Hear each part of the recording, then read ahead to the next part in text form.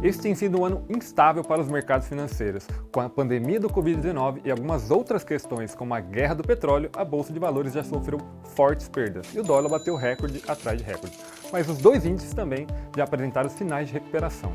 Os motivos para toda essa volatilidade são vários, e um deles é a chamada taxa Selic. Isso aconteceu depois que o Banco Central decidiu cortar a taxa Selic para 2,25% ao ano, a menor taxa da nossa história. A medida foi uma ação do governo para tentar conter um pouco os efeitos da crise global. Mas afinal, o que é a Selic?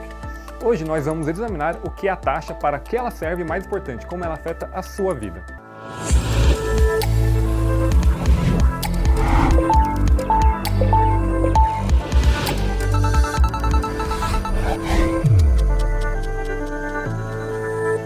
É comum escutar que a taxa Selic é a taxa mãe da economia. E isso acontece porque ela é um parâmetro para os juros cobrados em qualquer empréstimo. Ou seja, se você pega dinheiro emprestado para pagar o financiamento de um carro ou de um apartamento, os juros que você paga por esse crédito tem como base a taxa Selic. Claro, a taxa cobrada pelos bancos é muito maior.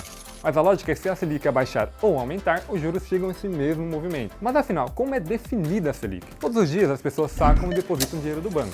Dependendo do que é maior, os saques ou os depósitos, o banco termina o dia com dinheiro sobrando ou faltando em seu caixa. Mas existe um limite mínimo em que as instituições financeiras precisam ter esse caixa. Quando acontece de o saldo do banco no final do dia ficar abaixo desse limite, eles costumam pegar empréstimos de um dia com os outros bancos. Quando esse dinheiro é devolvido, são cobrados os juros, e esses juros é definido pela tal da taxa Selic. É comum dizer que o Copom, que é o Comitê de Política Monetária do Banco Central, define a taxa Selic anual. Mas, na verdade, ele define apenas a meta para essa taxa. A instituição não impõe uma taxa a ser seguida, mas ela usa alguns mecanismos para forçar que o mercado siga essa taxa, aumentando ou diminuindo os juros. A principal medida tomada pelo Banco Central para regular os juros é basicamente comprar ou vender títulos. Vamos supor que o título público custa R$800 e promete pagar R$1.000 daqui a um ano. Isso significa que os juros recebidos por quem comprar esse título são de R$200, mas o que representa uma taxa de 25%. Para fazer essa taxa de juros subir, o Banco Central coloca mais títulos públicos à venda. Com mais títulos públicos disponíveis, o preço cai. É a lei da oferta e da demanda. Se ele ficar mais barato, a R$700, por exemplo, e ainda promete pagar R$1.000 em um ano, então os juros recebidos passam a ser de R$300, o que representa uma taxa de 43%. E assim o Banco Central induz uma nova taxa Selic mais alta. Esse mecanismo também serve para diminuir a taxa. A lógica usada é fazer exatamente o contrário. Para baixar a Selic, o Banco Central, ao invés de colocar à venda, ele compra títulos públicos. Com menos oferta no mercado, o preço sobe.